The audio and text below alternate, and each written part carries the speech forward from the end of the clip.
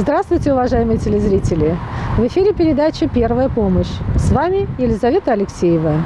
Сегодня мы будем говорить о важной в педиатрии теме вакцинации, то есть о профилактических прививках.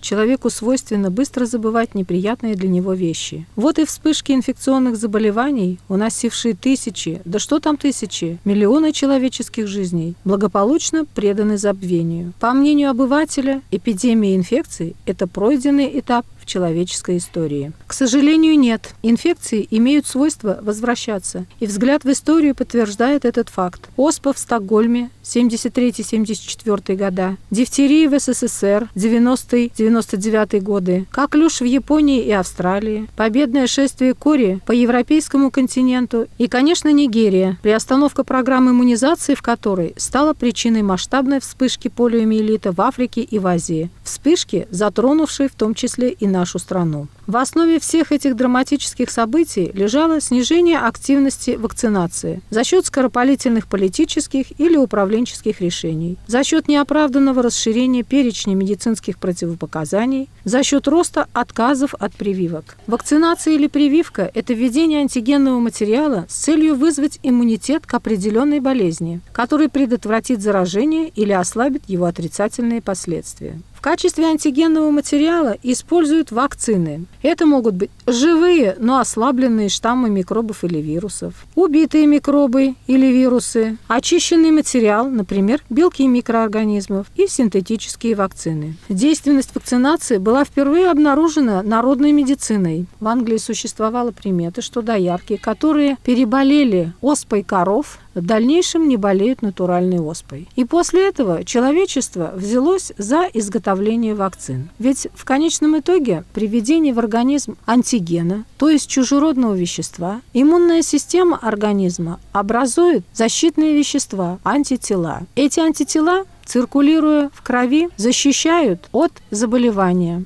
Либо, если даже ребенок заболеет, он перенесет это заболевание гораздо легче, так как в крови уже имеются защитные вещества, введенные специально при помощи вакцинных препаратов. В каждой детской поликлинике имеется кабинет иммунопрофилактики, то есть кабинет, в котором проводятся детям профилактические прививки. Сегодня мы беседуем с медицинской сестрой кабинета иммунопрофилактики Розой Николаевной Большаковой. В кабинете иммунопрофилактики проводим профилактические прививки согласно национального календаря профилактических прививок. Вакцины хранятся в холодильном оборудовании при температуре +2, +8 градусов. В холодильном оборудовании имеется 2 термометра на верхней и нижней полке.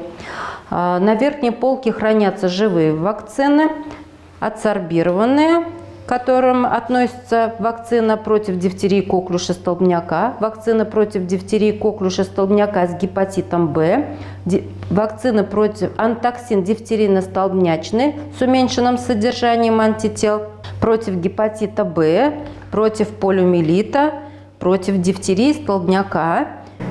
В кабинете имеется набор для оказания неотложной помощи при анафилактическом шоке.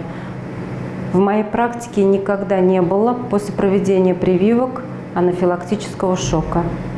На всех этапах транспортировки вакцины, начиная с предприятия-изготовителя и до кабинета иммунопрофилактики, должна соблюдаться холодовая цепь. Вакцина должна транспортироваться в термоконтейнере. И проведение прививки осуществляется в строгом соответствии с инструкцией к вакцинному препарату и с соблюдением необходимых правил асептики. Таким образом, на всех этапах вакцинации обеспечивается безопасность пациента. Прививки проводят только с согласия родителей или законных представителей несовершеннолетних. Перед проведением прививки врач обязательно должен провести расспрос родителей и осмотр пациента. И только после того, как получено разрешение врача-педиатра на проведение профилактической прививки, ребенок вместе с родителями направляется в кабинет иммунопрофилактики. В нашей стране, где все еще сохраняется приличный охват вакцинации, ситуация с инфекционными болезнями достаточно благополучная. Но развитие коммуникаций на сегодняшний день так перемешивает население земного шара, что надеяться избежать заражения в связи с проживанием в благополучной стране просто нелепо. Каждая профилактическая прививка фиксируется в медицинской документации в истории развития ребенка и в специальном журнале. После прививки пациент находится под наблюдением медицинского работника не менее 30 минут. Родители привитого ребенка предупреждают о возможных реакциях на прививку и о том, как должны родители действовать при развитии нежелательных явлений. Давайте послушаем мнение наших родителей о том, нужны ли детям профилактические прививки. Как вы считаете, нужны ли детям профилактические прививки? Я считаю, что нужны. Они будут защищать моего ребенка от инфекционных болезней. Я отношусь к прививкам очень положительно, потому что они помогают нашим детям быть здоровыми, не болеть серьезными болезнями, как дифтерия, столбняк, туберкулез, менингит. Даже если в жизни так придется, что заболеть, мне говорят, что они эти болезни перенесут намного легче. Профилактические прививки нужны, они защищают от тяжелых инфекций. Я считаю, что прививки детям нужно делать. Все-таки сейчас очень большой риск заболеваний всяких. И если прививку сделаешь, то все равно они перенесут эту болезнь намного проще. И не будет никаких осложнений, так как с осложнениями могут быть связаны там уже к инвалидности прийти. А так зато они перенесут спокойно и практически безболезненно.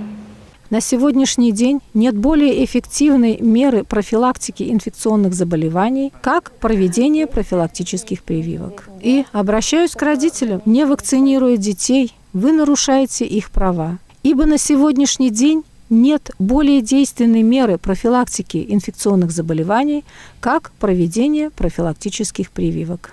Наша передача подошла к концу. До свидания, берегите себя и своих близких.